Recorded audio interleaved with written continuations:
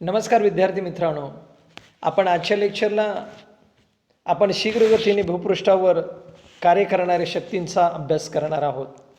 यापूर्वीच्या लेक्चरला आपण भूकंप म्हणजे काय आणि भूकंपाची कारणे व परिणाम हे अभ्यासलेले आहेत. आजच्या लेक्चर आपण ज्वालामुखी व्हॉल्कॅनोज या असणाऱ्या शक्तीचा आपण अभ्यास करणार आहोत. भूकंपाप्रमाणे ज्वालामुखीसुद्धा शीघ्रगतीने कार्य करणारी, भूपृष्ठावर बदल घडवून आणणारी शक्ती आहे. मग ज्वालामुखी म्हणजे नेमकं काय आपण समजून घ्यायचं आहे आणि त्यानंतर ज्वालामुखीची कारणं, त्यानंतर ज्वालामुखीचे प्रकार, परिणाम यांचा अभ्यास मांडायचा. भूगर्भातील तप्त पदार्थ भूकवचापर्यंत किंवा भूपृष्ठावर येण्याची सर्व प्रकारच्या क्रियांचा समावेश ज्वालामुखीमध्ये केला जातो. पृथ्वीच्या अंतरंगातील शिलारस, बाष्प व विविध वायू यांचा उद्रेक होऊन ते भूपृष्ठावर येणे किंवा भूपृष्ठाच्या अंतर्गत भागात संचित होणे याला ज्वालामुखी असं म्हणतात. ज्वालामुखी ही शीघ्रगतीने कार्य करणारी शक्ती आहे. या शक्तीमुळं भूपृष्ठावर फार मोठ्या प्रमाणात बदल घडत असतात. या घडणाऱ्या सर्व बदलांचा अभ्यास आपण या ठिकाणी करायचा आहे. मग हा ज्वालामुखी उद्रेक का घडतो याची कारणे अनेक वेगवेगळी सांगितली जातात. स्क्रीनवर मी ही शेअर केलेली आहे. ज्वालामुखीचा उद्रेक नेमका कोणत्या कारणामुळे होतो याविषयी तज्ज्ञांमध्ये मतांतर आहे.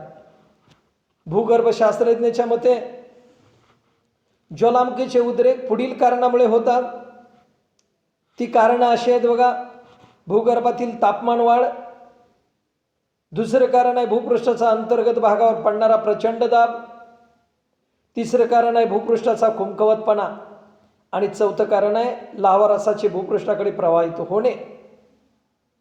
अशा 4 कारणामुळे भूपृष्ठावर ज्वालामुखीचे उद्रेक घडून येतात. या 4 कारणामधील एक कारण आपण स्पष्ट करू. पहिलं कारण आहे भूगर्भातील तापमान वाढ. पृथ्वीच्या पृष्ठभागावर जसं पृथ्वीच्या अंतर्गत भागात आपण जावं तसं पृथ्वीच्या अंतरंगातील तापमान वाढत जातं.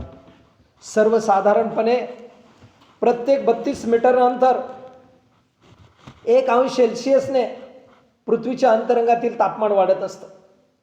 त्याचबरोबर पृथ्वीच्या भूगर्भात भूऔष्णिक आणि रासायनिक क्रियेमुळे सुद्धा तापमान वाढतं. या वाढणाऱ्या तापमानामुळं पृथ्वीच्या अंतरंगातील असणारा रस हा तप्त होतो आणि तो सैरावैरा पृथ्वीच्या अंतरंगामध्ये धावू लागतो. हा तयार झालेला शिलारस किंवा द्रवरस हा भूकवचावर येण्याचा प्रयत्न करत असतो.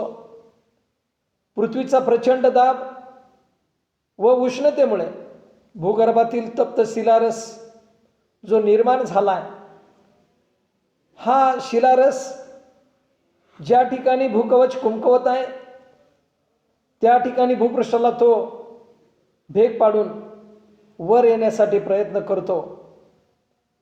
यालाच ज्वालामुखी क्रिया असं म्हणतात. म्हणजे पृथ्वीच्या अंतरंगातील तापमान वाढ हे ज्वालामुखी उद्रेकाचं मुख्य कारण आहे. हे आपणास या ठिकाणी नमूद करता येईल. त्यानंतर दुसरं कारण आहे, ते कारण असं आहे की भूपृष्ठाचा अंतर्गत भागावर पडणारा प्रचंड दाब. भूपृष्ठ आहे याचा अंतर्गत भागावर दाब पडतो. पृथ्वीच्या भूगर्भात अतिउष्ण खडक असतात, परंतु पृथ्वीच्या दाबामुळे ते लवकर वितळत नाही. परंतु बऱ्याच वेळेस भूगर्भातील दाब कमी झाल्यास द्रव पदार्थाचा उत्कलन बिंदू कमी होऊन उष्ण खडक वितळतात आणि त्यापासून तप्त लावारसाची निर्मिती होते व हा लावारस भूपृष्ठावर येण्यासाठी प्रयत्न करतो, कार्यरत राहतो किंवा येऊन ज्वालामुखीची प्रक्रिया घडत असते. म्हणजे दुसरं कारण आहे, पहिलं कारण आहे भूगर्भातील तापमान वाढ, तर दुसरं कारण आहे भूपृष्ठाचा अंतर्गत भागावर पडणारा दाब. तिसरं कारण आहे भूपृष्ठाचा कमकुवतपणा. भूपृष्ठ सर्वत्र पृथ्वी तलावर सारख्या स्वरूपाचे नाही. ते काही ठिकाणी मृदू आहे तर काही ठिकाणी कठीण अशा खडकांनी बनलेले. ज्या ठिकाणी पृथ्वीचे भूकवच कुमकवत आहे ह्या ठिकाणी भूपृष्ठाला लहान मोठ्या भेगा पडतात आणि या भेगेतून भूगर्भातील तप्त लावारस भूपृष्ठाकडे येण्याचा प्रयत्न करतो. यामुळे ज्वालामुखीची क्रिया घडते. म्हणजे पहिलं कारण भूगर्भातील तापमान वाढ, दुसरं कारण आहे भूपृष्ठाचा अंतर्गत भागावर पडणारा दाब, तर तिसरं कारण आहे भूपृष्ठाचा कुमकुवतपणा. आता चौथं कारण आहे ज्वालामुखी उद्रेक होण्याचं, ते म्हणजे लावारसाचं भूपृष्ठाकडे प्रवाहित होणं. लावारसाचं भूपृष्ठाकडे प्रवाहित होणं. भूगर्भातील तप्त लावारस उभ्या दिशेने भूपृष्ठाकडे येण्याचा प्रयत्न करतो.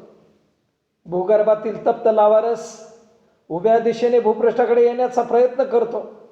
जेथे भूकवच कुमकवत असते तेथे जमिनीस भेग पडते. प्रथम वायू बाहेर फेकला जातो, नंतर बाष्प बाहेर फेकले जाते व नंतर ज्वालारस उपाळून बाहेर येतो आणि ज्वालामुखीची प्रक्रिया घडते. विद्यार्थी मित्रांनो, स्क्रीनवर तुमच्यासमोर भूकंपाची 4 कारणं सांगितलेले आहेत. देव रुसला, पाण्यामध्ये मंदिर बुडलं किंवा पाप झालं, अनाचार झालं, अशा कोणत्याही कारणामुळे पृथ्वी तलावर ज्वालामुखी घडत नाही. ज्वालामुखी प्रक्रिया घडणे ही नैसर्गिक प्रक्रिया आहे आणि या नैसर्गिक प्रक्रियेमुळेच ज्वालामुखी उद्रेक घडतो. त्याची भूगर्भ तज्ज्ञांनी सांगितलेली 4 कारणं मी तुमच्या समोर मांडले. एक आहे भूगर्भातील तापमान वाढ, दुसरा आहे भूपृष्ठाचा अंतर्गत भागावर पडणारा प्रचंड दाब, तिसरं कारण आहे भूपृष्ठाचा कुमकुवतपणा आणि चौथं कारण आहे लावारसाचे भूपृष्ठाकडे प्रवाहित होणे. अशा कारणामुळे भूपृष्ठावर ज्वालामुखी उद्रेक प्रक्रिया घडते. यानंतर ज्वालामुखीच्या प्रक्रियेचे आपण काही प्रकार विचारात घेऊ. अभ्यासासाठी आपल्याला असणारे प्रकार यांचा विचार आपण करत असताना उद्रेकाच्या केंद्रानुसार ज्वालामुखीच्या प्रक्रियेचे 4 प्रकार पडतात. एक आहे ते म्हणजे हवायन ज्वालामुखी. हवायन ज्वालामुखी या ज्वालामुखीचे केंद्र पॅसिफिक महासागरातील हवाई बेटावर असल्यानं यांना हवाईन ज्वालामुखी असं म्हटलं जातं. दुसरा प्रकार आहे उद्रेकाच्या केंद्रानुसार स्ट्रॅम्बोलियन ज्वालामुखी. या ज्वालामुखीचे केंद्र भूमध्य महासागरातील सिसिला नावाच्या बेटाजवळ स्ट्रॅम्बोली येथे असल्याने या ज्वालामुखीला स्ट्रॅम्बोलियन ज्वालामुखी म्हणतात. तिसरा ज्वालामुखीच्या उद्रेकानुसार प्रकार आहे तो म्हणजे व्हल्केनियन ज्वालामुखी. या ज्वालामुखीचे केंद्र भूमध्य समुद्रातील लिपारी बेटावर व्हल्कॅनो येथे असल्याने या ज्वालामुखीस व्हल्कॅनियन ज्वालामुखी असं म्हटलं जातं.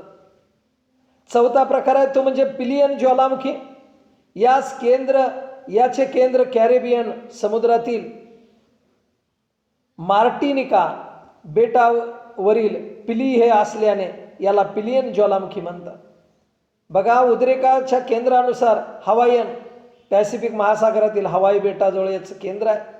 स्ट्रॅम्बोलियन भूमध्य समुद्रातील सिसिला नावाच्या बेटाजवळ स्ट्रॅम्बोली या ठिकाणी केंद्र आहे. व्हल्कॅनियन भूमध्य समुद्रातील लिपारी बेटाजवळ व्हल्कॅनो या ठिकाणी याचं केंद्र आहे. तर पिलियन कॅरिबियन समुद्रातील मार्टिनिका बेटाजवळ पिली हे याचं केंद्र आहे. म्हणजे ज्या ठिकाणी ज्वालामुखीचं केंद्र आहे त्यानुसार याचे 4 प्रकार केले जातात. उद्रेकाच्या स्वरूपानुसार ज्वालामुखीचे पुन्हा अभ्यासासाठी 3 प्रकार केले जातात. एक आहे स्फोटक, दुसरा आहे शांत, तिसरा आहे मिश्र. स्फोटक ज्वालामुखीचा उद्रेक होत असताना भूपृष्ठाला अतिशय वेगाने धक्के बसून स्फोट होतो. याला स्फोटक ज्वालामुखी म्हणतात. दुसरा प्रकार आहे शांत ज्वालामुखी. ज्वालामुखीच्या उद्रेकावेळी लाव्हा रस भूपृष्ठावर येताना स्फोट न होता शांतपणे पसरतो, याला शांत ज्वालामुखी म्हणतात. तर तिसरा प्रकार आहे मिश्र ज्वालामुखी. या उद्रेकाच्या ज्वालामुखीतून कधी कधी लाव्हा रस शांत तर कधी कधी स्फोट होऊन बाहेर येतो, त्या ज्वालामुखीला मिश्र ज्वालामुखी असे म्हटले जाते. यानंतर ज्वालामुखीचे 3 प्रकार उद्रेकानुसार सांगितले जातात. पहिला गट सांगितला तो उद्रेकाच्या केंद्रानुसार, दुसरा गट सांगितला तो स्वरूपानुसार, तर तिसरा गट सांगितला जातो तो म्हणजे उद्रेकाच्या कालावधीनुसार. यामध्ये उद्रेकाच्या कालावधीनुसार ज्वालामुखीचे 3 प्रकार होतात. एक आहे जागृत, दुसरा आहे निद्रिस्त आणि तिसरा आहे मृत. जागृत म्हणजे काय? ज्वालामुखीचा उद्रेक सातत्याने होत असतो, या ज्वालामुखीला जागृत ज्वालामुखी म्हणतात. याचं उदाहरण सांगायचं म्हटलं तर जपानमधील फुजियामा पर्वतातील ज्वालामुखी. त्यानंतर दुसरा प्रकार आहे उद्रेकाच्या कालावधीनुसार निद्रिस्त. ज्या ज्वालामुखीचा उद्रेक थांबलेला आहे पण भविष्यात कधी होण्याची शक्यता नाकारता येत नाही, अशा ज्वालामुखीला निद्रिस्त ज्वालामुखी असे म्हणतात. याचं उदाहरण जर सांगायचं म्हटलं तर इटलीमधील व्हेसुव्हियस. यानंतर तिसरा प्रकार आहे तो म्हणजे मृत ज्वालामुखी. ज्या ज्वालामुखीचे उद्रेक होणे थांबले आहे व भविष्यातही उद्रेक होण्याची शक्यता नाही, त्या ज्वालामुखीस मृत ज्वालामुखी असे म्हणतात. ज्वालामुखीचा उद्रेक होणे पूर्णपणे थांबले, भविष्यात होण्याची शक्यता नाही, अशा ज्वालामुखीला मृत ज्वालामुखी म्हणतात. याचं उदाहरण सांगायचं म्हटलं तर अलास्कामधील ॲनिॲकचॅक हे याचं उदाहरण आहे. विद्यार्थी मित्रांनो, आपण ज्वालामुखी म्हणजे नेमकं काय, ज्वालामुखीची कारणं कोणती आणि ज्वालामुखीचे प्रकार वेगवेगळ्या निकषानुसार यांचा आपण अभ्यास केला किंवा यांची आपण चर्चा केली. यानंतर आपणाला या ज्वालामुखीचे विधायक परिणाम व विध्वंसक परिणाम यांची चर्चा थोडीशी करायची आहे. बऱ्याच वेळेला ज्वालामुखी उद्रेक होतो, त्याचे जीवसृष्टीला फायदे होतात, तर काही वेळेला त्याचे तोटे होतात. मग फायदे कोणते आणि तोटे कोणते याचा आपण विचार करताना त्याचे विधायक परिणाम व विध्वंसक परिणाम या 2 गटामध्ये विभाजन करू. यामध्ये विधायक परिणाम, ज्वालामुखीच्या उद्रेकातून विविध खनिजे बाहेर पडतात, त्यांचा मानवास उपयोग होतो. उदाहरण सांगायचं म्हटलं तर आफ्रिकेतील किंबर्ले येथील हिरेची खाण, स्वीडनमधील लोखंडाची खाण ज्वालामुखीच्या उद्रेकामुळेच मानवाला समजून आली. दुसरा याचा फायदा सांगायचा म्हटलं तर उद्रेकामुळे गरम पाण्याचे फवारे, झऱ्याची निर्मिती होते. उदाहरण याचं सांगायचं म्हटलं तर संयुक्त संस्थानातील मिनिट मॅन व ओल्ड फेथफुल, भारतातील ठाणे येथील वज्रेश्वरी, रत्नागिरीतील डेरवण या परिसरामध्ये आढळणारे संबंधित असणारे ज्वालामुखीचे जे परिणाम आहेत हे विधायक असल्याचं दिसतं. त्यानंतर तिसरा विधायक परिणाम सांगायचं म्हटलं तर लाव्हा रसाच्या संचयनाने कापसाच्या काळ्या जमिनीची निर्मिती होते व ही मृदा शेतीस उपयुक्त असते. दक्खनचे पठार, ब्राझीलचे पठार, कोलंबियाचे पठार याचं उत्तम उदाहरण आहे. चौथा विधायक परिणाम याचा आपण सांगायचं म्हटलं तर ज्वालामुखीच्या उद्रेकामुळे पृथ्वीच्या अंतरंगाचा अभ्यास करता येतो. पृथ्वीच्या अंतरंगाचा अभ्यास करता येतो. पाचवा याचा विधायक परिणाम, ज्वालामुखीच्या उद्रेकामुळे भूगर्भीय संरचना मानवाला समजण्यास मदत होते. असे याचे विधायक परिणाम आहेत. त्याचबरोबर या ज्वालामुखीचे विध्वंसक सुद्धा काही परिणाम आहेत, त्याची आपण नोंद घेऊ. यामधला पहिला परिणाम आहे ज्वालामुखीच्या उद्रेकामुळे वित्तीय व प्राणहानी मोठ्या प्रमाणात होते. वित्तीय व प्राणहानी मोठ्या प्रमाणात होते. दुसरा परिणाम आहे विघातक, तो म्हणजे ज्वालामुखीच्या उद्रेकामुळे शेतीचं मोठ्या प्रमाणात नुकसान होतं. तिसरा परिणाम आहे भूमिस्वरूपामध्ये बदल होतो, काही भूमिस्वरूपे नष्ट होतात. चौथा परिणाम आहे वाहतूक, दळणवळण, वीज पुरवठा खंडित होते. पाचवा परिणाम आहे सागर तळावरील ज्वालामुखी उद्रेकामुळे सागरी परिसंस्था धोक्यात येते. असे काही विघातक परिणाम सुद्धा या भूपृष्ठावर बदल घडणाऱ्या शक्तीचे आहे. यानंतर आपण जगाच्या पाठीवरील ज्वालामुखी कोणकोणत्या प्रदेशामध्ये नित्यनेमाने होतो याचा विचार आपण थोडासा करू.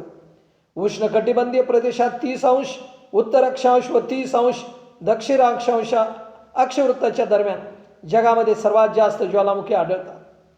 ज्वालामुखीचे भौगोलिक वितरण पाहता याचे 4 प्रमुख प्रदेश महत्त्वाचे आहेत. ते पुढील प्रमाणे सांगितले जातात. अंक 1 आहे पॅसिफियन महासागराच्या किनाऱ्यालगतचा पट्टा, दुसरा युरेशियन पट्टा, तिसरा अटलांटिक पट्टा आणि चौथा इतर क्षेत्रे.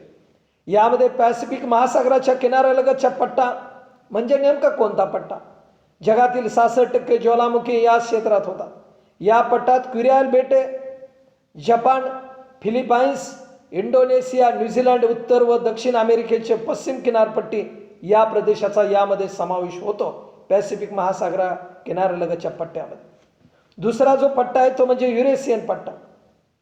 ज्वालामुखीचा हा पट्टा युरोप व आशिया खंडातील आल्प्स व हिमालय पर्वत रांगामधून गेला. या पट्ट्याची सुरुवात आइसलँड पासून पुढे कॅनरी बेटे, भूमध्य समुद्र, Armenia, Iran, Balochistan, Himalaya, Myanmar नंतर दक्षिणेकडे वळून पॅसिफिक महासागराच्या पट्ट्यात जाऊन मिळतो. असा युरेशियन पट्टा आहे. तर तिसरा भाग